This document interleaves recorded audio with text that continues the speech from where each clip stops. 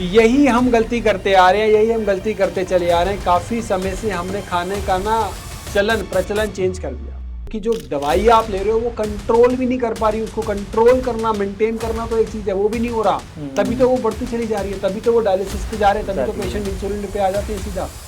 पैरों में सूजन आ रही हो, पेट में बहुत सी बार सूजन आ जाती है। जब किडनी काम नहीं कर रही तो पानी जो है पी रहे हैं, फिल्टर नहीं हो रहा होता, पानी जो है वो शरीर में जाके इकट्ठा होने लगता है। कि चलो पैकेट वाला जूस ले लिया, वो जो डब्बे में आ रहे हैं और जूस पीना शुरू कर दिया। वो डब्बे वाला जूस जो वो जहर है, वो 6 महीने 4 महीने पहले बन के आप उसको आज कंज्यूम कर रहे हो। सब कुछ हमने अपना चेंज कर लिया। उठने बैठने का टाइम हमारा जो है वो सूर्य के अनुसार नहीं है, खाने पीने का टाइम हमारा उसके अनुसार नहीं है। हम इन सब चीज़ों को अगर एडवांसमेंट समझ रहे हैं तो हम अपने शरीर को खोखला कर देते हैं।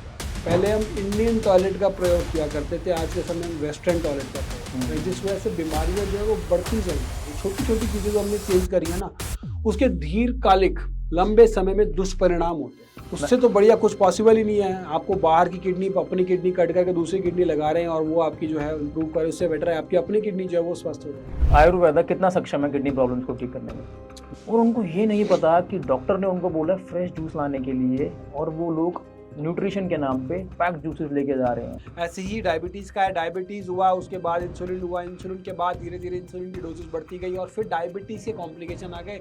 हार्ट पे, लिवर पे, किडनी पे, ब्रेन पे कॉम्प्लिकेशन आने शुरू हुए। हमारे यहाँ पे उल्टा है, पहले एलोपैथी में जाते हैं, फ़ायदा नहीं होता तो फिर उसके बाद इंडियन मेडिसिन में जाते हैं, जिसको ऑल्टरनेट मेडिसिन कहते हैं, जबकि वो ऑल्टरनेट मेडिसिन की श्रेणी में नहीं आता। इतनी पावरफुल है, इतनी सक्षम है कि आने वाले कुछ समय में ये मेन स्ट्रीम में है। इंटरनेशनल डाइट जो है वो कभी भी नहीं होनी चाहिए। Pizza, burger, hot dog, pasta. Exam है, अच्छा दही चीनी बेटा खा के जाना। दही चीनी के पीछे क्या रीज़न है? तो इंटरमिटेंट फास्टिंग, ये नए नए नाम जो आज हम सुन रहे हैं, ये आयुर्वेद में अनादिकाल से चलते हैं। ये सारी चीज़ें हमारे शरीर के लिए, प्योरिफिकेशन के लिए बहुत ज़रूरी है, हमारे शरीर के शुद्धिकरण के लिए बहुत ज़रूरी है। फीवर के लिए हमारे पास डोलो, क्रोसिन, इस तरह की दवाइयाँ ना हमारे घर में भरमार लगी होती है। सर आप बताना चाहोगे एक इंडिविजुअल की लाइफ में उनका क्या इन्फ्लुएंस होता है, हेल्थ पे, वेलनेस पे, वात पित्त कफ का क्या इन्फ्लुएंस होता है? देखिए, ये 3 दोष बताए गए हैं हमारे शरीर में चलाते हैं। 7 धातुएं बताई गई हैं, रस, रक्त, मांस, मेद, अस्थि, मज्जा, शुक्र, और 5 प्रकार की वायु बताई गई है, प्राण, अपान, उदान, समान, व्यान, और 72,000 नाड़ियां बताई गई हैं हमारे शरीर के अंदर। ये सारी चीजों के लिए, तीनों दोषों को बैलेंस करने के लिए हमारे लिए एक दिनचर्या होनी चाहिए। हमारे आयुर्वेद के अनुसार दिनचर्या, आहार विहार, परिचर्या सब उसी प्रकार से होना चाहिए, तो ये तीनों दोष बैलेंस रहते हैं। जब भी ये तीनों दोष ऊपर नीचे होते हैं तो हमारी बीमारी का कारण बनते हैं। तो इनको बैलेंस करने के लिए आहार विहार ठीक होना चाहिए, हमारा नींद डिसिप्लिन होनी चाहिए। कुछ लोगों का एक दोष बढ़ा हुआ होता है, कुछ उस हिसाब से वो बीमारी के लिए ज्यादा प्रोन होते हैं। कईयों की वात पित्तज प्रकृति होती है, जनरली ये कॉम्बिनेशन में होता है। कईयों की पित्त कफज होती है। इस तरह से इन तीनों दोषों के कॉम्बिनेशन में प्रकृतियां होती है, उसी हिसाब से उनको उस बीमारी के लिए ज्यादा प्रोन होते हैं। सर इसको आप डायग्नोस कैसे करते हो कि इम्बैलेंसेस को? देखिए, जब मैं आपके साथ बैठा हूं तो जब हम पेशेंट से मिलते हैं तो तसल्ली से उससे बात करते हैं। जब मैं आपसे हाथ मिलाऊंगा तो मैं आपके हाथ का टेक्सचर देखूंगा। हमारा डायग्नोसिस रूम में घुसते ही शुरू हो जाता है। आपने मेरे से पूछी, मैंने आपकी एज आपसे बिना पूछे बता दी आपको, हाँ इतनी, आपने कहा बिल्कुल ठीक बताया, क्योंकि हमारा डायग्नोसिस वहीं से शुरू हो जाता है। जैसे ही हम रूम में घुसते हैं, आपके कलर, आपके फेस का टेक्सचर, आपकी आंखें कैसी हैं, आपकी पैर की मूवमेंट कैसी है, आप बोल कैसे रहे हैं, वहीं से हमारा डायग्नोसिस शुरू है। आयुर्वेद सिर्फ एक लिमिटेड नहीं है, ज्ञान नहीं है कि हमने देखा अनलाइक एलोपैथी की चल बुखार है तो सबको पैरासीटामोल दे दी। बहुत ही कस्टमाइज ट्रीटमेंट दिया जाता है, आपकी प्रकृति के अनुसार ट्रीटमेंट दिया जाता है। शुगर आपने बात की थी व्हाइट शुगर की, बट इसके अलावा ना आजकल लोगों ने ऑल्टरनेटिव्स निकाल लिए हैं। बहुत लोगों ने खांड यूज करने घर में शुरू कर दी है, देसी खांड, शक्कर खानी शुरू कर दी है। इनके बारे में आप क्या बताना चाहोगे कि ये कितने सही हैं या फिर ये भी सेम प्रणाली में आती है? शुगर ऑल्टरनेट है, ये ऑल्टरनेट नहीं है, ये ओरिजिनल है। जो हम पहले खाया करते थे, खांड लिया करते थे, गुड़ खाया करते थे। चीनी का भाई जब अंग्रेज आए कोई लेता नहीं था हमारे यहाँ पे, क्योंकि हम लोग शुगर और हम खांड और गुड़ लिया करते थे उस समय, शक्कर लिया करते थे उस समय।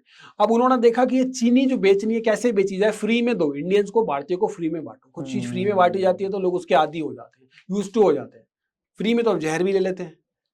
पहली बार सिगरेट पीता है तो अपने दोस्त के साथ फ्री में पीता है, फिर पैसे दे के पीता है। ठीक बात कोई है। भी आदमी पीता है तो चीनी जो है वो पहले फ्री में बांटी गई, उसके बाद लोगों ने पैसे दे के लेना शुरू किया। तो जब चीनी बनती है तो वो एक बहुत ही कॉम्प्लेक्स केमिकल प्रोसेस से बनती है, जिसके अंदर बहुत सारे केमिकल्स का यूज होता है, सल्फर का प्रयोग होता है, उसको बहुत ज्यादा रिफाइंड किया जाता है। और अगर आप किसी चीनी मिल के बाहर से जाओगे तो आपको बहुत गंदी स्मेल आएगी, बहुत गंदी बदबू आएगी, इतने ज्यादा केमिकल का इस्तेमाल होता है चीनी में। जबकि जो गुड़ होता है वो सिंपल प्रोसेस से बनता है, गन्ने के रस से बनता है, केमिकल का प्रयोग नहीं होता। तो पहले जो था वो केमिकल के बगैर ही हम यूज किया करते थे, गुड़ यूज किया करते थे, खांड यूज किया करते थे। ये सब तो हमने अभी से शुरू कर दिया, चीनी के लेनी है, ये लेनी है। जब से हम बिना देखे आंखें बंद करके हम वेस्टर्नाइज होते गए तो हमने देखा चलो यही ले लो। तो सबसे बढ़िया ऑप्शन है, क्योंकि वो बिना केमिकल के चीजें जो हैं वो हम यूज करते आ रहे हैं लंबे समय। आयुर्वेद ट्रीटमेंट में ज्यादातर किस चीज पर ध्यान दिया जाता है? वेलनेस मेडिसिन पे, डाइटरी चेंजेस पे, या लाइफस्टाइल रिकमेंडेशंस पे? देखिए, जब पेशेंट हमारे पास आता है तो उसकी medicine, diet, yoga, acupressure, meditation, सब चीजें हम उसको बताते हैं। और अगर आप फॉलो कर पाओ तभी आप उसको शुरू करो। सिर्फ एक पर्टिकुलर चीजों से हम नहीं करते कि आपको दवाइयां बता दिया, कुछ बता दिया और बाकी चीजें हमने छोड़ दी, इग्नोर कर दी। तो हम इसको होलिस्टिकली सब चीजें बताते हैं, डिसिप्लिन लाइफस्टाइल की इंपॉर्टेंस बताते हैं। उसके बाद ही हम उसको एडवाइस करते हैं कि अब आपने ये सब चीजें अच्छे से फॉलो कर रही है। खाना पीना तो बहुत जरूरी है, अगर आप वो नहीं फॉलो कर पाए तो कैसे होगा। 5 मिनट प्राणायाम अगर आपने कर लिया तो वो जो प्राणायाम है, कपालभाति, अनुलोम विलोम, वो 72,000 नाड़ियों को स्टिम्युलेट करता है बॉडी में। जो हम एक्सरसाइज करते हैं वो हमारी एक्सटर्नल मसल्स के लिए जरूरी होती है, लेकिन जब हम योग करते हैं तो वो हमारे हर एक ऑर्गन्स को स्टिम्युलेट करती है, हमारी सेंसेशन जो नाड़ियों में होता है उसको स्टिम्युलेट करती है, प्राण शक्ति को जागृत करती है। तो योग की अपनी अलग इंपॉर्टेंस है, प्राणायाम की अपनी अलग इंपॉर्टेंस है। तो हर आदमी को 5 मिनट प्राणायाम डेली बेसिस पे अवश्य करना चाहिए। 5 मिनट कोई बहुत मुश्किल नहीं है समय निकालना, कि आप 5 मिनट खाली पेट सुबह अगर प्राणायाम करते हो तो एक आपकी प्राण शक्ति जागृत रहती है। बट बहुत से लोग हैं जो दूसरे फॉर्म में एक्सरसाइजेस कर रहे हैं, बहुत से लोग हैं जो रनिंग करते हैं डेली, बहुत से लोग हैं जो स्पोर्ट्स खेलते हैं, कोई ना कोई जिम जाते हैं, वेट एक्सरसाइज करते हैं, तो ये चीजें वहां पे असर नहीं करती हैं? आप वो सारी एक्सरसाइज कीजिए, बॉडी के लिए बहुत अच्छी है, हमारी मसल्स के लिए बहुत अच्छी है, मसल्स के लिए सारी एक्सरसाइज आर वेरी गुड। लेकिन जब हम योग की बात करते हैं तो योग सिर्फ मसल्स तक सीमित नहीं है, वो ऑर्गन्स तक सीमित है। योग में जो है वो हम जो सांस लेते हैं उसको नियमित करके हम जो है सारी नाड़ियों को प्रज्वलित करते हैं। तो योग इज मोर, इट्स सिंपल है, लेकिन वो इंटरनल तक हमें फायदा देता है। वो मोर ऑफ एक्सटर्नल एक्सरसाइज है, ये मोर ऑफ इंटरनल एक्सरसाइज है। बिल्कुल सर, हम कोई स्पोर्ट्स खेलते हैं, रनिंग करते हैं, तो उसमें भी सांसें बहुत तेजी से, सांसें अच्छी, वो अच्छा है हमारी बॉडी के लिए करना। कार्डियक एक्सरसाइज है, कार्डियो वो करनी चाहिए। मैंने आपसे ये बोला कि वो अच्छा है, लेकिन ये वो एक्सटर्नल है, ये इंटरनल है। 5-7 मिनट अगर ये करेंगे तो इसमें भी फायदा होगा। दोनों चीजें की अपनी अलग अलग इंपॉर्टेंस है।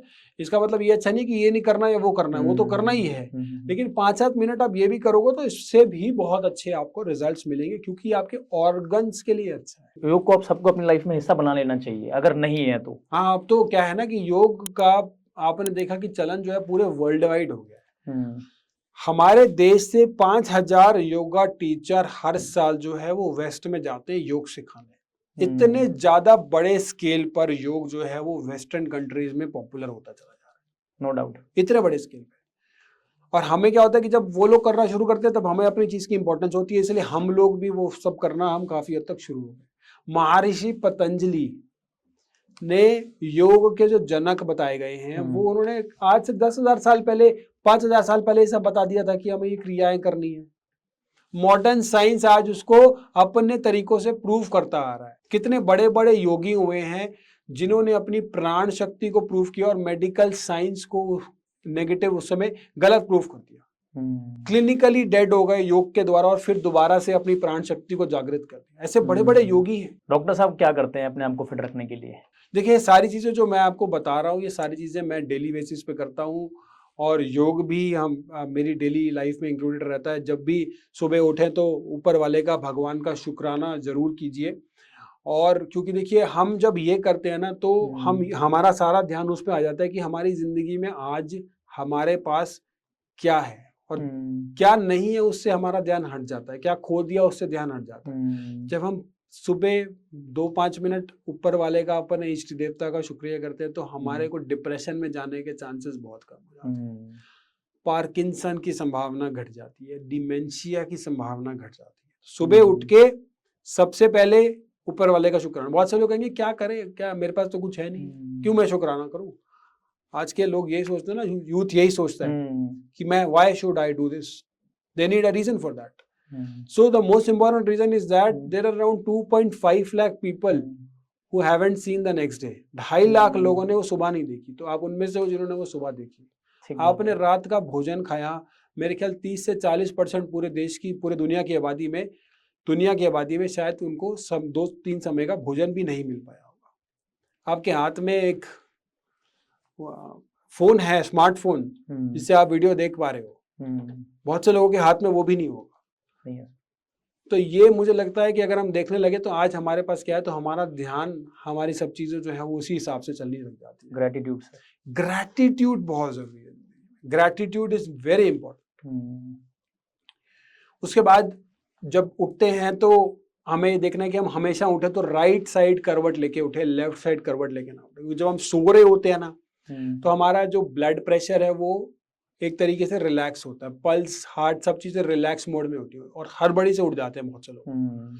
लेफ्ट साइड हमारा हार्ट होता है तो एकदम से हमारी जो ब्लड फ्लो है वो लेफ्ट की तरफ चला जाता है। जब हम उठे राइट साइड, हमारी डाइजेस्टिव जो है, डाइजेशन भी हमारा इंप्रूव होता है क्योंकि हमारा ब्लड फ्लो राइट में जाता है जब हम राइट करवट लेके उठते हैं। तो जब भी उठे राइट करवट लेके उठे। उसके बाद हमारे हमेशा 2 नॉस्ट्रिल्स हैं, एक लेफ्ट नॉस्ट्रिल, एक राइट नॉस्ट्रिल। अब इन दोनों नॉस्ट्रिल में से हमारी एक नॉस्ट्रिल ज्यादा चल रही होती है एक टाइम पे और दूसरी नॉस्ट्रिल कम चल रही होती है। अगर आप अभी भी देखोगे तो एक से सांस ज्यादा आ रही होगी, एक से कम। आप चेक करो आपकी किससे ज्यादा आ रही है, एक से ज्यादा आ रही होगी और एक से कम राइट से। तो राइट यानी कि हमारी सूर्य नाड़ी होती है और लेफ्ट जो होती है वो चंद्र नाड़ी होती है। तो जब भी उठे सुबह सबसे पहले देखें कुछ से ज्यादा आपकी नोस्ट्रिल आ रही है तो वही पैर पहले नीचे रखें। उससे क्या होगा, उससे जो ग्राउंडिंग एनर्जी है वो ग्राउंडिंग एनर्जी हमारी बॉडी को तुरंत रिचार्ज कर देगी। Amazing sir. राइट नॉस्ट्रिल चल रही है तो राइट पैर पहले रखें, लेफ्ट नॉस्ट्रिल चल रही है तो लेफ्ट पैर पहले नीचे रखें। उसके बाद जब ये कर लिया तो हड़बड़ी में नहीं उठना, दिमाग को, मगज को रिलैक्स भी करना है। 10 मिनट 5 मिनट की मेडिटेशन भी जरूर करें।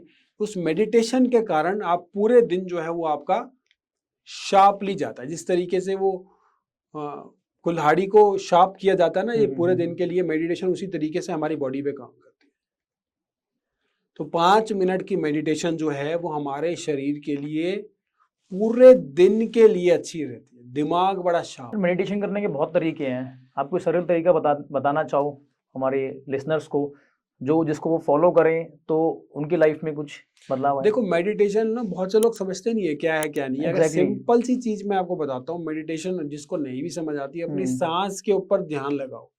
सांस बाहर आ रही है, बाहर जा रही है, बाहर आ रही है, बाहर जा रही है, आंख बंद करके बस उसी पे ध्यान लगाओ। इतना बेसिक हर कोई घर बैठे कर सकता है। I think this is more than sufficient for beginners. इतना कर लो, 5 मिनट कर लो, धीरे धीरे आपको समझ आने लग जाएगी क्या है। दिमाग को शांत करके एक चीज पे कॉन्सेंट्रेट कर लो। शांत रखना बहुत जरूरी है। बीमारियों से दूर रहने का कोई आयुर्वेदिक नुस्खा? देखिए बीमारियां बहुत सी प्रकार की होती हैं और मुझे लगता है कि बीमारियों से दूर रहना है तो सबसे पहले हमें आहार विहार ठीक करना है, अपना एक व्यायाम ठीक करना है। हमें अपने आप को फिट रखना जरूरी है। इस बॉडी को जितना आराम करेंगे ना, जितना आराम देंगे उतना ये खराब होती चली जाएगी। लोग बैठे बैठे खाते रहते, मोटे होते रहते। The longer the belt the shorter the life. जितनी मोटी कमर उतनी छोटी उम्र। ठीक बात है। तो ये उसके लिए आपको हिलाना है, चलते रहो। जितना वॉक करते हैं तो हमारे ब्रिस्क वॉक करते हैं तो हमारे बॉडी के लिए सबसे अच्छा होता है। कार्डियो भी होता है हमारी बॉडी के लिए, माइंड भी रिलैक्स होता है। 10 मिनट नेचर के करीब भी रहें, 5 मिनट हो सके तो पूरे दिन में ये घास पे नंगे पैर करके भी चलें। उससे हमारी बॉडी में जो फ्री रेडिकल्स होते हैं वो भी डिस्ट्रॉय होने शुरू होते हैं। जब हमारा ग्राउंडिंग इफेक्ट आता है हमारे पैरों से, जमीन के थ्रू। तो ये सब चीजें जो है, बेसिक चीजें जो है हम भूलते चले जा रहे हैं। मुझे लग रहा है कितने लोगों ने तो शायद सालों साल जुराबे उतार के नंगे पैर भी नहीं चलते होंगे सर पहले कहा जाता शहरों था में। आंखें खराब है नंगे पाँव चलो घासों पे, लिटरली काम सर फायदा करता है ये, आज जैसा आपने बताया ये मैं आपसे पूछना चाहूंगा ये फायदा करता है या नहीं? सब चीजें अगर देखी जाएं तो हमें जो जो हम चीजें बेसिक छोड़ते चले आ रहे हैं, जो हम चीजें भूलते चले आ रहे हैं, वो सारी चीजें ना बड़ी साइंटिफिक है। आज हम क्या हम हर चीज में रीजन ढूंढते हैं, क्वेश्चन ढूंढते हैं, हम पूछते हैं कि क्या है क्या नहीं है। पहले के जमाने में माँ बाप कहते थे पानी पी रहा बैठ जा, खड़े होके मत पी। वो कहते थे अच्छा, हम पूछते थे क्यों, क्योंकि हम तो साइंटिफिक होते चले गए। अब उनके पास उस समय हो सकता है साइंटिफिक रीजन ना होता हो, लेकिन वो ठीक कहते थे कि बैठ के पानी पीना, खड़े होके नहीं पीना। इनफैक्ट आजकल काफी जिम कोचेस ही बोलने लग गए हैं जी। तो ये क्या इसके पीछे क्या लॉजिक है? पानी जब आप बैठ के पीते हो तो आपका जो ग्रेविटी है वो पेट पे आ जाती है, तो पानी भी डाइजेस्ट होता है। पानी जो है वो हम जो पी रहे हैं वो डाइजेस्ट होना शुरू हो जाता है। जब आप खड़े होके पीते हो तो पानी जो है वो पैरों में जाता है, क्योंकि ग्रेविटेशनल सेंटर ऑफ ग्रेविटी जो है वो हिल जाती है, नाभि से हिल जाती है, पेट से हिल जाती है। तो पानी को हमेशा बैठ के ही पीना चाहिए। आयुर्वेद में डाइट का कितना महत्व है? देखिए डाइट जो है वो आयुर्वेदिक में बहुत जरूरी बताई गई है। अब let diet be your medicine so that medicine doesn't become your diet. एक बहुत अच्छा प्रोवर्ब है। आप अपने खाने को ही दवाई की तरह लो ना, जिससे आपके दवाई को खाना ना बनाना पड़ेगा। लोग कितने लोग 5-5 10-10 गोलियां खा रहे हैं। अरे खाने की तरह गोलियां खाए जा रहे हैं पूरे पूरे दिन में।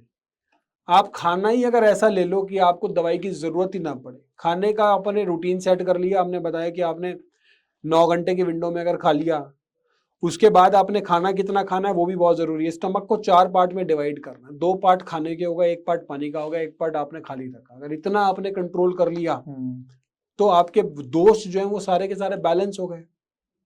तो बेसिकली हमारा डाइटरी प्रिंसिपल है बिल्कुल, स्टमक को 4 में डिवाइड करके 2 पार्ट खाने के, 1 पार्ट पानी का और 1 पार्ट खाली रखना है। हवा के लिए खाली रखना है, डाइजेशन के लिए उसमें हेल्प मिलेगी।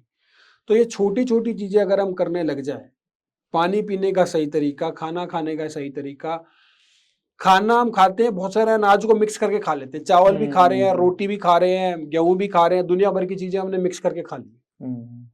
तो हमें ये देखना पड़ेगा कि हम एक टाइम पे एक ही अनाज का सेवन करें। फल भी खा रहे हैं, हम चलते फिरते भी खा रहे हैं। लोग कहते खाना खाया चलने लग गए, खड़े खड़े खाना खा रहे हैं, चलते फिरते खाए जा रहे हैं। सब चीजें हमारे लिए नुकसान देती।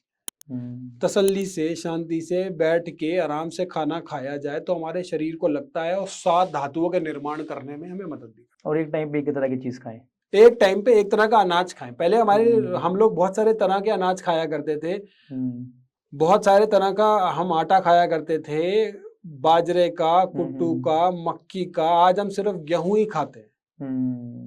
गेहूं जो है लेकिन वो अनाज का राजा बताया गया है। अच्छा है, लेकिन रोज हम वही खा रहे हैं, 12 महीने हम वही खा रहे हैं। तो हमें कुछ चेंज भी करने की जरूरत है। टाइम टू टाइम हम एक ही चीज ना खाते रहे, उसको हम चेंज भी करते रहे, क्योंकि हर अनाज में अलग न्यूट्रिशन है शायद इसीलिए। हर समय, जैसे ठंड के समय हम मौसम के अनुसार अनाज का सेवन किया करते थे। आज हम 12 महीने एक ही चीज खाए जा रहे हैं, हम बाकी चीजें भूल गए हैं। तो हम थोड़े थोड़े टाइम के हिसाब से, समय के हिसाब से बाकी चीजों का भी सेवन करना शुरू करें, एक ही चीज पे ना स्टिक रहें। सर बहुत से लोग तो ऐसे हैं जो दिन में कम से कम 1 मील जंक फूड की खाना पसंद करते हैं, उन लोगों के लिए आप क्या बताना चाहोगे? देखिए जंक फूड खाते हैं बहुत से लोग और रात के समय खाने लग जाते हैं। रात हुई और जंक फूड उन्होंने खाना शुरू कर देते हैं। ये बहुत से लोग इसके यूज टू हो चुके हैं। लेकिन ये समझने वाली बात है कि आप क्या खा रहे हो, अपने शरीर के लिए क्या खा रहे हो। आप जो है वो खाने के लिए जी रहे हैं बहुत से लोग, जबकि हमें जीने के लिए खाना है। खाना जो है हमारी बॉडी के लिए फ्यूल है, जो हमें रेडी करता है। अब हम अच्छा फ्यूल डालेंगे बॉडी में तो अच्छा रहेगा। हम क्या खा रहे हैं, हम दुनिया भर के नमक, जिसमें दुनिया भर की चीनी होती है, दुनिया भर के प्रिजर्वेटिव होते हैं, और वो पता नहीं कब कब डब्बे बंद चीजें, जंक फूड बना होता है, हम वही खाने लग जाते हैं। इतने अलग अलग तरीके के अनहाइजीनिकली वो जंक फूड बनता है, उसी को हम डेली बेसिस पे खा रहे हैं। उसके अंदर मैदा होता है, वो मैदा आंतों में जाके चिपकता है, और मैदा जो है वो इतनी जल्दी हमारा डाइजेस्ट भी नहीं होता, और जो उसके साथ खा रहे होते हैं वो भी डाइजेस्ट नहीं होता है। तो ये जंक फूड जो है ये हमारे शरीर के लिए बहुत ज्यादा नुकसानदेह होता है। इंटरनेशनल डाइट जो है वो कभी भी नहीं होनी चाहिए।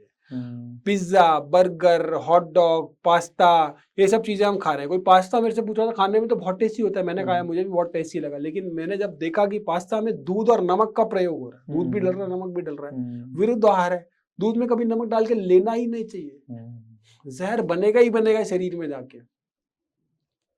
कभी ठीक है, लेकिन वो ले रहे हैं लोग। कभी कभी भी ठीक नहीं है अगर पास्ता खाया जाए, टेस्ट तो बहुत अच्छा आता है जब हम खाते हैं तो, लेकिन वो कभी कभी भी हमारे लिए अच्छा नहीं है।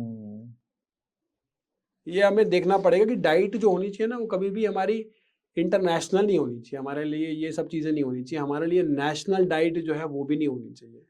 हम पूरे इंडिया की, पूरे भारत की एक सिंगल डाइट नहीं हो सकती, क्योंकि देखेंगे तो कई जगह पे हवा पानी जो है वो बड़ा अलग है और कई जगह का हवा पानी बड़ा अलग है। तो ये जब हम इस तरीके के चेंज ऑफ वो देखते हैं तो दोनों तीनों जगहों पे बड़ा डिफरेंट रहता है, हवा पानी का फर्क होता है। तो वहां पे हो सकता है कई जगह पे नारियल तेल सबसे बढ़िया हो खाने बनाने के लिए, कई जगह पे सरसों का तेल बढ़िया हो। गीली जगह है, चेन्नई है या साउथ इंडिया, वहां पे नारियल तेल का सबसे उनके लिए बेस्ट है, जबकि नॉर्थ इंडिया है तो वहां पे सरसों का तेल सबसे बढ़िया होगा उनके लिए, जो हमारे लोकली अवेलेबल है, जो हमारे लोकल एनवायरनमेंट में। लोकल डाइट हमेशा लोकल होती है और लोकल ही होनी चाहिए, नेशनल और इंटरनेशनल डाइट कभी नहीं हो सकती। तो आपकी हवा पानी के अनुसार आपके लिए जो साथ में है, जो सबसे बढ़िया है, वो आपके लिए अच्छा है। राइट सर, बात सिर्फ जंक फूड की नहीं है, बहुत से लोग ऐसे हैं जो न्यूट्रिशन के नाम पे कुछ भी खा रहे हैं। अभी रिसेंटली मैं हॉस्पिटल गया किसी नोन से मिलने के लिए, तो मैं वहाँ पे ना नीचे की तरफ जाता हूँ मार्केट में जूस लेने के लिए। मैंने वहाँ पे क्या देखा, बहुत से लोग अपने जो उनके रिलेटिव ऊपर एडमिट है, जो पेशेंट एडमिट है, उसके लिए पैक जूस लेके जा रहे हैं। पैक जूसेस आते हैं ना आजकल, और उनको ये नहीं पता कि डॉक्टर ने उनको बोला फ्रेश जूस लाने के लिए, और वो लोग न्यूट्रिशन के नाम पे पैक जूसेस लेके जा रहे हैं। अरे I was so shock to see this कि शुगर सिरप लेके जा रहे हैं वो पेशेंट के लिए। देखिए, चीनी जो है वो सभी चीज़ों में डल रही है। जब जूस खा जाता है तो बहुत लोग ऑल्टरनेट सोचते हैं कि चलो पैकेट वाला जूस ले लिया, वो जो डब्बे में आ रहे हैं, और जूस पीना शुरू कर दिया। वो डब्बे वाला जूस जो है वो जहर है, वो 6 महीने 4 महीने पहले बन के आप उसको आज कंज्यूम कर रहे हो और आप उसको लेके जा रहे हो। बहुत से बार हम देखते हैं हॉस्पिटलों में जो वो दही आ रही है, दही के अंदर पकौड़ी डली हुई आ रही है, नमक डला हुआ आ रहा है, वो तो जहर आप खा रहे हो, साथ में बीमार पेशेंट को और बीमार करते चले जा रहे हो। डाइट जो है वो बहुत ज्यादा जरूरी है। जूस हमेशा फ्रेश होना चाहिए। जूस पीने का सही समय भी जो है वो बताया गया है कि मॉर्निंग में जूस जो है सबसे अच्छा डाइजेस्ट होता है, क्योंकि उस समय जूस के जो एंजाइम्स है सबसे बेस्ट होते हैं। बात सिर्फ सर पैक्ड जूसेस की नहीं है, मैं पैक्ड फूड की भी बात कर रहा हूँ। आजकल हम लोग पैक्ड फूड पे शिफ्ट हो गए हैं। कुछ भी चीज़ हो पैक लाते हैं, खाना शुरू कर देते हैं। कहीं जा रहे हैं पैक्ड फूड साथ में कैरी करते हैं। देखिए, सब चीज़ें जो है जो पैक्ड है, जो भी चीज़ जो है जो भगवान के द्वारा बनाई गई है वो तो हमारे लिए अच्छी है। जो चीज इंसान ने बनाई है डब्बे बंद आ रही है, वो किसी काम की नहीं है। उसमें सुक्रोज होता है, सुक्रोज होता है, वो हमारे शरीर में डाइजेस्ट नहीं होता। हमारे शरीर के लिए जो अच्छा होता है वो फ्रक्टोज होता है। फ्रक्टोज होता है वो हमारी बॉडी में जाके डाइजेस्ट होता है। तो जो भी चीज इंसान ने बनाई है ना, वो हमें डब्बे बंद चीजों में वो हमें अवॉइड करनी है। भगवान के बनाई हुई चीज, आम है, केला है, संतरा है, अमरूद है, ये सब चीजें हमारे लिए बहुत अच्छी है। बाहर के लोगों के पास ऑप्शन ही नहीं है, वहां कुछ उगता ही नहीं है। हमारे यहाँ पे सब चीजें जो है वो चल रही हैं, सब चीजें हम उनको बिना देखे कॉपी करे जा रहे हैं। तो हमारे को इन सब चीजों की जरूरत नहीं है। हमारे पास बहुत सारी ऑप्शंस है खाने पीने के लिए। सर बिजनेस है सर जी, मार्केटिंग स्कैम चल रहा है ये। बाहर की चीजें उठाते हैं, यहाँ पे लेकर आते हैं और उसकी एक अच्छी एडवर्टाइजमेंट करते हैं और बेचा जा रहा है।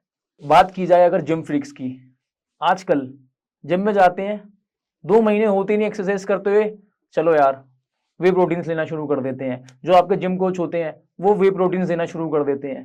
वे प्रोटीन्स हमारी बॉडी के लिए कितने सही हैं? प्रोटीन जो है वो हमेशा हमें ऑर्गेनिक फॉर्म में लेना चाहिए। जितना हो सके ऑर्गेनिक प्रोटीन लिया जाए तो हमारे बॉडी के लिए जल्दी डाइजेस्ट होता है, एब्जॉर्ब होता है। जो हम खा रहे हैं वो बॉडी में जाके एब्जॉर्ब भी तो होना चाहिए ना।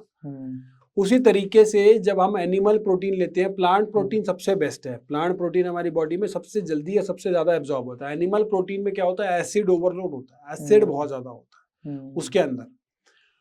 उसके बाद ये डब्बे बंद जो प्रोटीन आते हैं ये बिल्कुल ही हमें नुकसान देते हैं, क्योंकि हमारी बॉडी में एक तो इनऑर्गेनिक फॉर्म में होते हैं। हमारी बॉडी जो 5 महाभूतों से बनी है, आकाश, वायु, अग्नि, जल और पृथ्वी, 5 महाभूतों से हमारी बॉडी बनी है।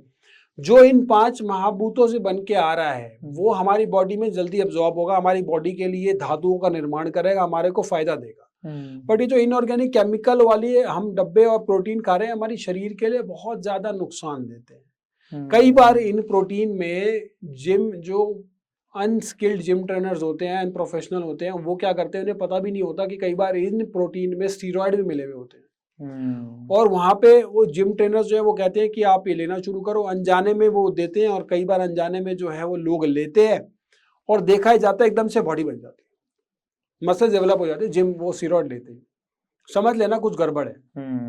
अगर एकदम से बॉडी बन गई, आपने प्रोटीन लिया, तो समझ लेना कुछ बहुत बड़ी गड़बड़ है, क्योंकि जब ही ये बनती है जब उसके अंदर स्टीरॉयड होता है। स्टीरॉयड बहुत सी बार उसके अंदर होता है, स्टीरॉयड के कारण वो बॉडी बन जाती है और उस वजह से वो बॉडी एकदम से फूल जाती है, मसल डेवलप हो जाती है। आयुर्वेद में कोई ऑल्टरनेटिव मसल मास गेन करने के लिए? देखिए, बहुत अच्छा ऑल्टरनेट, बहुत सारे आयुर्वेद में ऑल्टरनेट है। शिलाजीत का प्रयोग कर सकते हैं, शिलाजीत के साथ अश्वगंधा का प्रयोग कर सकते हैं, शतावरी का प्रयोग कर सकते हैं। 1 चम्मच अश्वगंधा सुबह और 1 चम्मच अश्वगंधा शाम को अगर लेते हैं तो बहुत अच्छा रिजल्ट देता है। हमें बहुत जरूरी है कि हम स्वस्थ रहें, फिट रहें। हम सिर्फ बॉडी को दिखाने के लिए, मसल्स को दिखाने के लिए मसल्स ना बनाए, अपने आप को अंदर से फिट रखने के लिए मसल्स बनाए। अंदर से बॉडी फिट होनी जरूरी है। बाहर से पैकेजिंग अच्छी है वो तो है, लेकिन अंदर भी तो फिट होना चाहिए ना, अंदर का प्रोडक्ट भी अच्छा होना चाहिए। क्या आयुर्वेदा को मॉडल मेडिकल साइंस से इंटीग्रेट किया जा सकता है? अगर ऐसा होता है तो इंटीग्रेटेड अप्रोच से कोई स्पेशल बेनिफिट्स? इंटीग्रेटेड ही बहुत सारी चीज़ें चल रही हैं और इंटीग्रेटेड में बहुत सारे लोगों का फायदा भी है। देखो, पेशेंट को कोई लेना देना नहीं है वो एलोपैथी से ठीक हो रहा है, आयुर्वेद से हो रहा है, या किसी दुनिया भर की अन्य पैथी से हो रहा है, उसे सिर्फ एक ही चीज़ से लेना देना है कि वो ठीक होना चाहिए। उसको क्या मतलब कौन सी पैथी से ठीक हो रहा है, तो ये देखना जरूरी है, समझना जरूरी है कि हमें उस समय पैथी जरूरी नहीं है हमारे लिए कि कौन सी पैथी से वो फायदा हो रहा है उसको। कोई इमरजेंसी है तो आप एलोपैथी में जाके उसको बॉडी को मेंटेन कर सकते हैं, कोई इमरजेंसी आ रही है तो। लेकिन अगर आपको लंबे समय में बीमारी को जड़ से ठीक करना है तो आप आयुर्वेद से उस तरीके की क्रोनिक प्रॉब्लम का भी आप ट्रीटमेंट लेके उसे जड़ से ठीक कर सकते हैं। हमारे पास बहुत सारे किडनी पेशेंट आते हैं जिनको किडनी की प्रॉब्लम होती है। किडनी की प्रॉब्लम होती है, डायलिसिस चल रहा होता है, कई बार क्रेटिनिन जो है उनका बढ़ा हुआ होता है, कई बार ट्रांसप्लांट एडवाइस कर दिया जाता है, सप्ताह में 2 बार डायलिसिस करा रहे हैं, सप्ताह में 3 बार डायलिसिस करा रहे हैं। आप हॉस्पिटल गए ठीक होने के लिए, लेकिन आप वहां जाके उनके परमानेंट पेशेंट बन गए, आप तो डायलिसिस ही कराए जा रहे हो। और उसके बाद वो ग्रेजुअली जो है, जब हमारे से जब आयुर्वेदिक ट्रीटमेंट में आता है तो ग्रेजुअली उसे रिड्यूस किया जाता है, 3 बार के बजाय 2 बार, 2 बार के बजाय 1 बार, इस तरीके से डायलिसिस को रिड्यूस किया जाता है। 2-3 से पेशेंट क्रेटिनिन लेके शुरू होता है, फिर डायलिसिस पर आता है, उसके बाद उसको ट्रांसप्लांट बता दिया जाता है। ट्रांसप्लांट भी लंबे समय तक नहीं चलता, अल्टीमेटली ट्रांसप्लांट फेल होता ही होता है। 1 in 100 जो है वो लंबा अगर चल भी जाए तब भी वो अल्टीमेटली फेल होता ही होता है। 1 साल तक एवरेज एज ट्रांसप्लांट की बताई गई है। तो उसके बाद जब वो पेशेंट दोबारा से होता है तो फिर वो कहता है कि अब जो है क्या करना चाहिए, जब ट्रांसप्लांट भी फेल हो गया तब उसे कहा जाता है कि आप दोबारा से डायलिसिस करा लो। दोबारा से आप डायलिसिस करा लो। तो वो पेशेंट 2-3 क्रेटिनिन से शुरू हुआ, फिर डायलिसिस कराया, फिर ट्रांसप्लांट कराया, फिर दोबारा से उसको डायलिसिस बोल दिया। तो ये तो कुचक्र हो गया, विशेष सर्कल हो गया, घूमती हुई क्रिया हो गई। तो ये समझना पड़ेगा कि किस तरीके से आपकी अपनी किडनी जो है वो स्वस्थ रह सकती है, आपकी अपनी किडनी जो है वो अच्छी हो सकती है। उससे तो बढ़िया कुछ पॉसिबल ही नहीं है। आपको बाहर की किडनी, अपनी किडनी कट करके दूसरी किडनी लगा रहे हैं और वो आपकी जो है इंप्रूव करे, उससे बेटर है आपकी अपनी किडनी जो है वो स्वस्थ हो जाए। तो आयुर्वेद के द्वारा क्या ये किया जा सकता है? क्या किडनी डिसीजेस को ठीक किया जा सकता है? क्या जो क्रॉनिक किडनी डिसीजेज हैं उन्हें ठीक किया जा सकता है? क्या डायलिसिस पे गए हुए पेशेंट को ठीक किया जा सकता है? जी, जितने भी पेशेंट जो डायलिसिस पे होते हैं उनको बहुत अच्छी इंप्रूवमेंट्स नज़र आती है। डायलिसिस रिड्यूस होता है। बहुत से बार पेशेंट का साइटिस हो जाता है, पेट में पानी भरना, लंग्स में पानी भरना, इस तरह की समस्या होने लग जाती है। तो लंबे समय तक अगर सब चीज़ों को अच्छे से फॉलो किया जाए तो उस पर भी डिपेंडेंसी जो है वो ख़त्म होनी शुरू हो जाती है। ग्रेजुअली बिफोर आफ्टर की रिपोर्ट के अनुसार होता है और ग्रेजुअली शिफ्ट आता है, धीरे धीरे चेंजेस नजर आते हैं इसके अंदर। कॉमन किडनी प्रॉब्लम्स क्या है, उनके पीछे के मेजर फैक्टर्स क्या हैं? देखिए, कॉमनली बीपी और शुगर के कारण जो है वो किडनी की समस्या होती है। जनरली जो देखा जाता है, हाई बीपी, अनकंट्रोल बीपी जब रहता है तो वो किडनी को जाके नुकसान देता है। इसी तरीके से अनकंट्रोल डायबिटीज़ जब रहती है तो वो किडनी को जाके नुकसान देती है। तो ये जब दोनों चीज़ें बढ़ती चली जाती हैं तो किडनी को जाके, आम भाषा में बोलूँ तो बीपी बढ़ गया, वो तेज़ी से जो ब्लड का प्रवाह हो रहा है, तेज़ी से जो ब्लड हमारी बॉडी में जा रहा है वो जाके नेफ्रॉन्स को डैमेज कर रहा है। इसी तरीके से जब शुगर बढ़ गई तो शुगर में क्या हुआ कि आपका जो खून जो है आम भाषा में बोले तो वो गाढ़ा हो गया। वो गाढ़ा हुआ हुआ खून जो है वो सारा किडनी को फिल्टर करना है। अब जो किडनी को फिल्टर करना है तो किडनी पे ओवरलोड पड़ता है, लोड बढ़ जाता है। ये उसी प्रकार से जैसे आरओ की मशीन है, आरओ की मशीन आप रेगुलर सेवन कर रहे हैं, रेगुलर चला रहे हैं, 3-4 दिन तक उसे चला रहे हैं, तो वो क्या होगा, उसके अंदर वो बैठ जाएगी, काम नहीं करेगी उस हिसाब से। तो शुगर जब बढ़ गई, खून गाढ़ा हो गया, तो किडनी पे उसी प्रकार से लोड ज्यादा पड़ता है, दबाव ज्यादा पड़ता है। तो ये हमें देखना पड़ेगा कि दो मुख्य कारण ये, आजकल जो मेन और कारण आते हैं वो आता है, बहुत से बार लोग जो है वो प्रोटीन के फॉर्म में स्टीरॉयड का सेवन कर लेते हैं, किडनी डैमेज होता है। यंग पेशेंट जो आ रहे हैं, बहुत सी बार जो पेशेंट होते हैं वो ये पेन किलर्स का सेवन करते हैं, ओवर द काउंटर ड्रग्स में पेन किलर ले लिया, पेन किलर के कारण जो है वो किडनी जो है वो डैमेज होती चली जाती है।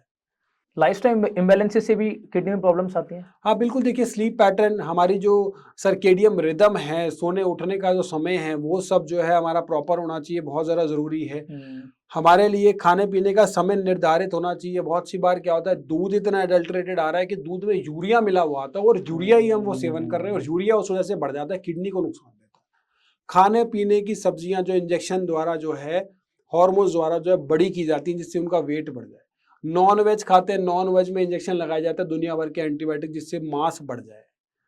मांस बढ़ाने के लिए दुनिया भर के इंजेक्शन लगाए जाते हैं। वो मांस जो है वो जब वो आदमी खाता है तो उसका हार्मोन इम्बैलेंस होता ही होता है, क्योंकि देसी मांस, देसी मुर्गी जो है वो तो बहुत ही कम मिलती है जब आप कोई भी चीज लेने जाते हो तो बाहर से जब आप कुछ खाते हो तो उसके अंदर बहुत सारी प्रॉब्लम्स आती ही आती हैं, क्योंकि वो उसी हिसाब से एडल्ट्रेटेड होती हैं चीजें। आजकल बहुत सारी प्रॉब्लम्स आ गई हैं किडनी को लेके, मार्केट में बहुत लोगों को बहुत प्रॉब्लम्स हैं। अब अगर किसी को ये पता लगाना हो, कोई ऐसे वार्निंग्स या कोई वार्निंग साइंस या सिम्टम्स कि उसको पता लग जाए कि यार किडनी में प्रॉब्लम है या हो सकती है, तो वो कैसे पता लगेगा?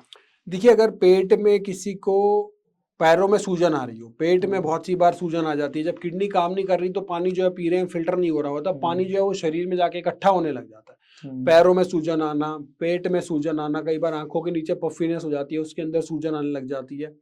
इस तरह की छोटे छोटे सिम्टम्स आने लग जाते हैं, जिस वजह से सिम्टम्स, किडनी प्रॉब्लम है ना, किडनी साइलेंट प्रॉब्लम होती है, सिम्टम्स बड़े कम आते हैं, लेकिन इस तरह की चीजें होने के कारण हम देखते हैं कि बॉडी जो है वो कुछ ना कुछ साइन सिग्नल दे रही होती है, लंबे टाइम उसे इग्नोर ना करें। हाँ, लंबे टाइम के लिए सब चीजें चलती हैं। जैसे पैर है तो पैरों में या सूजन आती है तो क्या होता है, जब हम उसको दबाते हैं तो पिटिंग ओडेमा हो जाता है, जैसे दबाने पे गड्ढा बन जाता है, यहाँ पे थोड़ी देर में उभरता है। तो वो जब दबाने से गड्ढा हो रहा है और वो उभर नहीं रहा, तो समझ लीजिए पानी जो है उसमें इकट्ठा हो रहा है। लेटते समय सांस लेने में दिक्कत होने लग जाती है पेशेंट को, क्योंकि वो पानी होता है, जब वो लेटता है तो वो लंग्स में चला जाता है पानी, और लंग्स में जाने के बाद सांस लेने में दिक्कत होने लगती है। तो कुल मिला के आयुर्वेदा कितना सक्षम है किडनी प्रॉब्लम्स को ठीक करने में? GFR, glomerular filtration rate, kidney के छानने की क्षमता, 1 मिनट में किडनी कितना फिल्टर कर रही है, उसके लिए जो है आयुर्वेदा बहुत अच्छे। हमने कम से कम सैकड़ों हजारे ऐसे पेशेंट हैं हमारे पास जिनकी GFR बिफोर थी और आफ्टर थी, उनमें बहुत अच्छी इंप्रूवमेंट नजर आई है। पहले क्या थी और अब क्या, उनमें बिफोर आफ्टर में बहुत अच्छी इंप्रूवमेंट्स और चेंजेस नजर आए। तो ऐसे हमारे पास हजारों की संख्या में पेशेंट है जिनको इस तरीके से इंप्रूवमेंट्स पहले और बिफोर और आफ्टर में नजर आई है। GFR इंप्रूव करा है, क्रेटिनिन यूरिया में चेंजेस नजर आए, पॉजिटिव चेंजेस आए। डायलिसिस बोल दिया था, डायलिसिस जो है अब नहीं चल रहा, किसी का कम हो गया, ट्रांसप्लांट एडवाइस कर दिया गया था, ट्रांसप्लांट की जरूरत नहीं पड़ी। तो ये सब चीजें जो हैं बहुत अच्छे से पेशेंट्स में नजर आती है, अगर पेशेंट सब चीजें लग के फॉलो करते हैं, मेडिसिन, डाइट, एक्यूप्रेशर, योग, सब चीजें लग के। अगर कोई आयुर्वेदिक प्रैक्टिस से अपनी किडनी पे ध्यान रखना चाहे तो आप क्या एडवाइस देना चाहोगे? देखिए, सबसे पहले जरूरी है कि अगर आप बीपी बढ़ा हुआ है या आपकी शुगर बढ़ी हुई है तो आप उन दोनों चीजों को कंट्रोल में रखें। बीपी की जो नॉर्मल रेंज बताई गई है वो 140-90 बताई गई है। 140-90 से बीपी जो है वो ऊपर ना जाए, उससे क्रॉस ना करे। अगर वो बढ़ता है तो वो जाके हमारे शरीर के ऑर्गन्स को नुकसान देता ही देता है। Same goes for sugar. Sugar में जो अगर बढ़ी हुई है किसी की तो HbA1c एक टेस्ट होता है 3 महीने की एवरेज शुगर का, वो शुगर का टेस्ट आप करा लीजिए। अगर वो बढ़ा हुआ आ रहा है तो दिक्कत है, मतलब कहीं ना कहीं वो जाके लंबे समय में हमारे शरीर के ऑर्गन्स को परेशान करेगा ही करेगा, चाहे दवाई से कंट्रोल करे, कैसे भी करे, लेकिन शुगर और बीपी जो वो कंट्रोल होना चाहिए। कंट्रोल करना बहुत जरूरी है, वो बहुत आवश्यक है। पेशेंट के ऊपर किए गए आयुर्वेदिक ट्रीटमेंट की कोई सक्सेस स्टोरी? बहुत से ऐसे पेशेंट हैं, हजारों ऐसे पेशेंट हैं और जिनको बिफोर और आफ्टर में इंप्रूवमेंट है। हमारे यूट्यूब पे वीडियोस भी उपलब्ध हैं बहुत सारी। चैनल का नाम बता सकते हैं अगर हमारी ऑडियंस देखना चाहे तो? कर्मा आयुर्वेदा चैनल के नाम से वीडियो, और जितनी भी उसके अंदर रिपोर्ट्स हैं वो रिपोर्ट्स जो हैं वो सारी उसी पेशेंट की अलग अलग लैब की है, जहाँ से वो पेशेंट आ रहा है वहीं की रिपोर्ट्स हैं, उसकी बिफोर और उसकी आफ्टर, बड़ी साइंटिफिक तरीके से सारी रिपोर्ट्स है कि पहले उसको ये प्रॉब्लम थी, अब उसको ये प्रॉब्लम है, बिफोर आफ्टर की फॉर्म में रिपोर्ट्स है। करंट रिसर्च एंड एविडेंसेस क्या कहते हैं आयुर्वेदिक प्रैक्टिसेस की एफिकेसी के बारे में? देखिए, आयुर्वेदिक प्रैक्टिसेस जो हैं वो हम लंबे समय से करते चले आ रहे हैं। आयुर्वेद जो है वो जीवन जीने की शैली है, जीवन जीने का तरीका है। हम जो है पहले के समय में हम क्या करते थे, हम दातून किया करते थे। आज के समय में हम पेस्ट का प्रयोग कर रहे हैं। पहले हम इंडियन टॉयलेट का प्रयोग किया करते थे, आज के समय में वेस्टर्न टॉयलेट का प्रयोग कर रहे हैं, जिस वजह से बीमारियां जो है वो बढ़ती चली जा रही है। छोटी छोटी चीजें जो हमने चेंज करी है ना, उसके दीर्घकालिक लंबे समय में दुष्परिणाम होते हैं। बिल्कुल। जहां तक बात करें कि आयुर्वेद में रिसर्चेज जो है वो बहुत सारे रिसर्च पेपर पब्लिश हो रहे हैं रेगुलर, और आयुष मिनिस्ट्री के पोर्टल पर भी बहुत सारे रिसर्च पेपर उपलब्ध हैं। लेकिन अगर हम बात करें तो बजट कितना है आयुष का, तो आयुष मिनिस्ट्री का बजट बहुत ही कम है, बहुत ही छोटा बजट है। जितना एम्स दिल्ली का बजट है उससे भी कम आयुष मिनिस्ट्री का बजट है। तो लेकिन उसके बावजूद भी इतनी सारी चीजें, इतनी अच्छी डेवलपमेंट हो रही है, और आयुर्वेद की तरफ सरकार का बहुत बड़ा रुझान है, और उसके साथ साथ बहुत ज़्यादा सपोर्ट है, जिस वजह से अगर भारत को विश्वगुरु बनना है तो आयुर्वेद को, लोगों को आयुर्वेद अपनाना चाहिए, और आयुर्वेद को एक तरीके से पूरे दुनिया तक ले जाना है, तभी भारत जो है वो विश्वगुरु बन पाएगा। ठीक बात है। India is a soft power.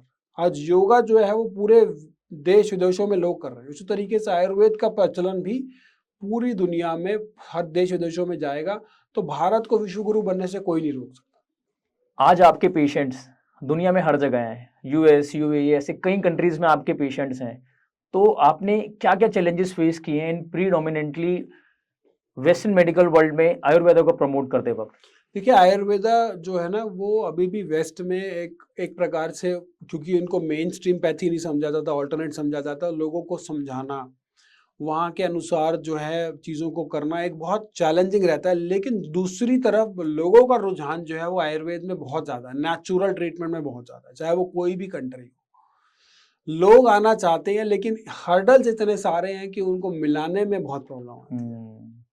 तो अगर हर्डल्स वो ओवरकम कर लिए जाए तो मुझे लगता है, चाहे वो वेस्टर्न यूरोपियन कंट्रीज हो, यूएसए हो, मिडिल ईस्ट हो, सभी जगह जो है आयुर्वेद जो है वो पहुंच रहा है, और लोग जो है वो आयुर्वेद की तरफ आ रहे हैं, क्योंकि लोगों को पता है एंटीबायोटिक खा खा के वो परेशान हो चुके हैं। एंटीबायोटिक के नुकसान वो देख चुके हैं लंबे समय तक, केमिकल दवाइयों के नुकसान वो लंबे समय तक देख चुके हैं। वो अल्टरनेट की तरफ आ रहे हैं, और उसे मेन स्ट्रीम होने में ज़्यादा समय नहीं लगेगा अगर हम उसे सही से प्रमोट करने में सक्षम रहे तो। वेस्टर्न कंट्रीज हो या जितने भी डेवलप्ड कंट्रीज हो, they are looking for some alternates.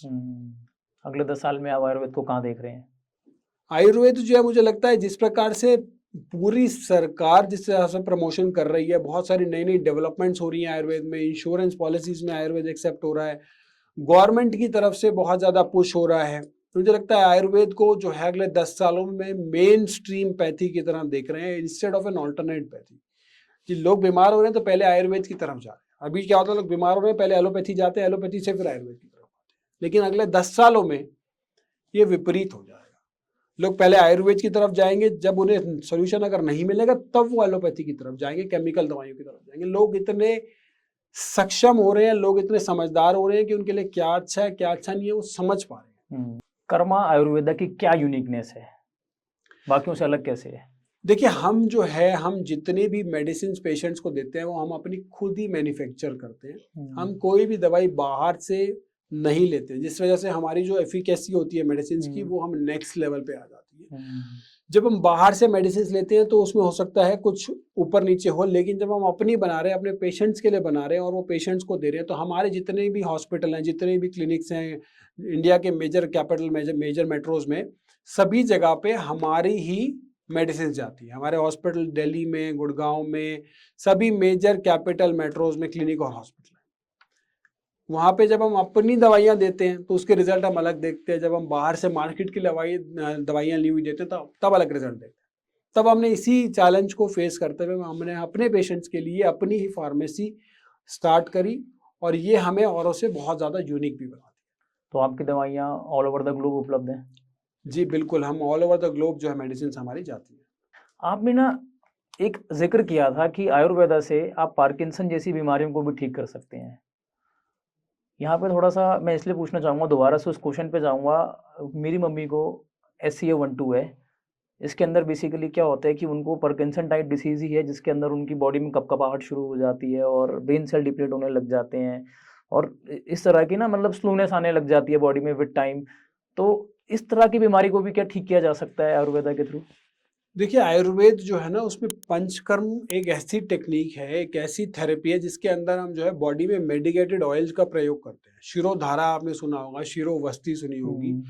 Parkinson हो या कोई और ब्रेन रिलेटेड प्रॉब्लम हो तो उसमें हम इस तरह की प्रॉब्लम्स में हम इस तरह की ट्रीटमेंट का प्रयोग करते हैं। अभ्यंग करते हैं, स्नेहन, स्वेदन, बहुत सारी थेरेपीज होती है जो मेडिकेटेड ऑयल के द्वारा दी जाती है। कई बार डे केयर में होती है, कई बार रह के दी जाती है। तो ये सारी चीजें जब हम लग के फॉलो करते हैं तो ऐसी प्रॉब्लम्स में जो आपने बताया इसमें भी बहुत अच्छे रिजल्ट्स देखने को मिलते हैं। तो ये पंचकर्मा द्वारा बहुत अच्छे से इसका इलाज जो है वो संभव है। अगर इसको पेशेंट में ना कई बार विलिंगनेस नहीं होती इस तरह के पेशेंट्स में, अगर वो विलिंग है सब चीजें तो रिजल्ट्स बहुत अच्छे आते हैं। पार्किंसन में हमारे पास कितने पेशेंट हैं जिनको बहुत अच्छे रिजल्ट्स नजर आए, बहुत अच्छे चेंजेस नजर आए हैं उनके रिपोर्ट्स में। तो अपनी माता जी को आप कभी भी हमारे हॉस्पिटल में ला सकते हैं और वहाँ पे हम उनको डायग्नोस करके प्रॉपर उनके लिए क्या थेरेपी है, क्या उनके लिए हमें किस तरह की मेडिकेटेड ऑयल यूज करना है, किस क्वांटिटी में देना है, प्रॉपर उनका ट्रीटमेंट किया जाएगा और आप रिजल्ट देखिएगा किस तरीके से नजर आते हैं आपको। तो आप ये योगा सेंटर्स भी हैं? योगा भी हम वहीं कराते हैं और वहीं पे हम पेशेंट को diet, medicine, yoga, meditation, acupressure सब कुछ समझाते हैं। पंचकर्म भी होता है। अगर हमारे लिसनर्स आपको और सुनना चाहे या फिर आपको कांटेक्ट करना चाहे तो वो कहाँ कर सकते हैं? देखिए हमारे नंबर्स पर कॉल करके हमारे डॉक्टर्स पे जो है वो निःशुल्क परामर्श ले सकते हैं। हमारी टीम में 50 से अधिक आयुर्वेदिक डॉक्टर्स हैं। जो आप अगर किसी भी तरीके के प्रॉब्लम से जूझ रहे हैं तो सबसे पहले तो आप उसको अच्छे से डाइट, योगा पे घर से अगर ठीक कर पाएँ, मेडिसिन से, कुछ होम रेमेडी से ठीक कर पाएँ तो वहाँ पे कर लीजिए, नहीं तो हमारे डॉक्टर से निःशुल्क परामर्श ले लीजिए। ज़रूरी नहीं है आपको सबको यहाँ पर आना है, हमसे इलाज कराना है। जो आपके घर पे ठीक होता है वो घर पे ठीक कर लीजिए। फिर आपको लगे ज़रूरत है तो आप आ जाइए। हमारे क्लिनिक्स जो हैं वो सभी जगह पे उपलब्ध है, मुंबई में, बेंगलोर में, पटना में, लखनऊ में, अहमदाबाद में, जयपुर में, नोएडा में, सब जगह पे मेजर मेट्रोज में हमारे क्लिनिक्स की सुविधा उपलब्ध है। डॉक्टर्स हमारे अवेलेबल है, आप आके वहाँ से ट्रीटमेंट ले सकते हैं। Thank you so much, Dr. Saab, for coming over and sharing this beautiful information on Ayurveda and its remedies. Thank you.